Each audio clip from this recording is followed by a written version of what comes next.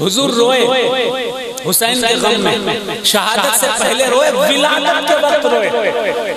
ولادت سے بڑھ کر کوئی خوشی ہوتی ہے بھائی؟ بولیے بھائی، ولادت سے بڑھ کر کوئی خوشی ہوتی ہے؟ گھر میں بیٹا پیدا ہو تو کتنی خوشی ہوتی ہے؟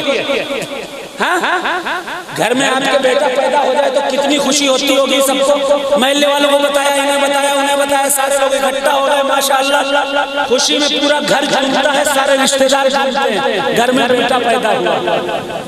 ہوتے کہ نہیں؟ اب خوشی کے وقت جب حسین پیدا ہوئے، جبریل آ گئے، جبریل نے بتایا کہ یا رسول اللہ آپ کا یہ نواسا آپ کی امت کے ذریعے شہید کر دیا جائے گا۔ کس کے ذریعے؟ حضور کی امت کے ذریعے۔ اب حضور رونے لگے، توجہ، حضور روئے، سیدہ فاطمہ روئیں، مولا علی روئیں، یہ سارے کے سارے روئے۔ کب خوشی کے موقع میں رو رہے ہیں؟ آج کل کیا ہوا؟ چھوٹا سا بہانہ مل گیا کہ نیا سال ہے تو اس لیے خوشی میں مبارکباد دے رہے ہیں۔ ابے حسین جب پیدا ہوئے سب سے بڑی خوشی تھی، اس خوشی میں تو حضور بولو نا،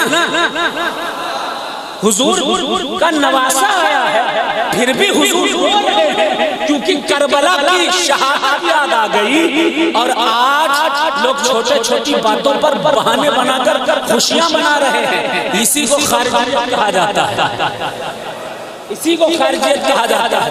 میلوں میں کتنی خرافات ہوتی ہے، کوئی منع نہیں کرتا۔ عرسوں میں کتنی خرافات ہوتی ہے، خود کے عرس میں کتنی خرافات ہوتی ہے، کوئی منع نہیں کرتا۔ لیکن جہاں حسین کے تعزیے کا ذکر آیا، فوراً فتویٰ لگ گیا، یہی خارجیت ہے۔ خود کے پیر صاحب انتقال کر جائیں، سال بھر روئے، 2 سال روئے، 4 سال روئے، روتے رہے، کوئی پرابلم نہیں۔ اور امام حسین نبی کا کسی کی شہادت ہو جائے تو نہیں، غم نہ مناؤ، غم صرف 3 دن کا ہوتا ہے۔ ابے اپنے پیر صاحب کے لیے 6 سال 7 سال 8 سال مسلسل رو رہے ہیں، اور ہم اپنے نبی کے نواسے کے لیے نہ روئیں؟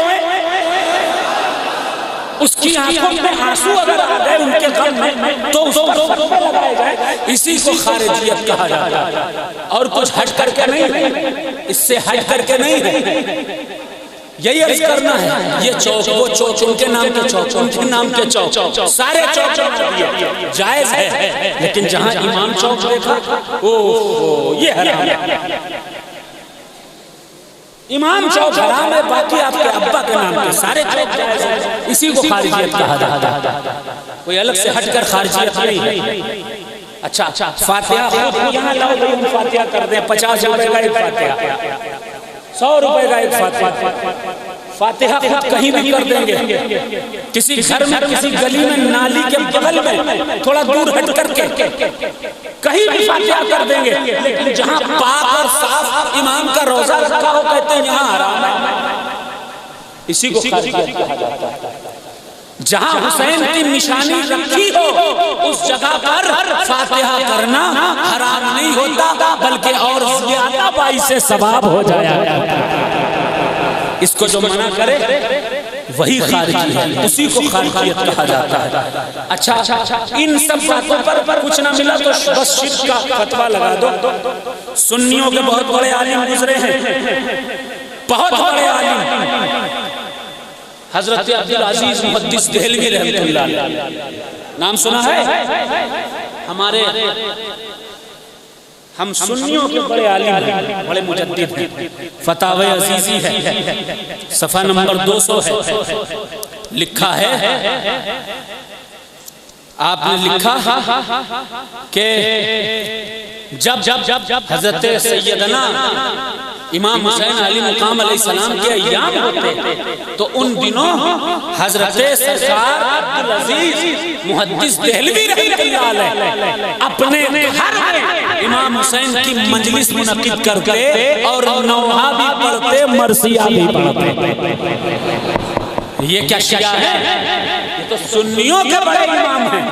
آج اگر ہم مرثیہ پڑھ دیں تو شیعہ کا لیول لگا دیا جائے، ہم نوحہ پڑھ دیں تو شیعہ کا لیول لگا دیا جائے۔ شیعہ وہ نہیں ہوتا، رافضی وہ نہیں ہوتا جو حسین کے مرثیے پڑھے، جو حسین کو یاد کر کے روئے، جو تعزیہ بنائے۔ شیعہ رافضی اس کو کہا جاتا ہے کہ اللہ نہ کرے کوئی اگر صدیق اکبر، عمر فاروق، عثمان غنی اور سیدہ عائشہ صدیقہ علیہ السلام کی بارگاہ میں اگر کوئی گستاخی کر دے تو وہ خارج عن سنیت ہو جایا کرتا ہے۔ بس میں ایک آخری شعر اس نعت کا پڑھتا ہوں، پیش کرتا ہوں، سنیں، سماعت کریں، توجہ ہے، سنیں گے؟ ذرا محبت سے کہنے سبحان اللہ، اور زور سے کہنے سبحان اللہ۔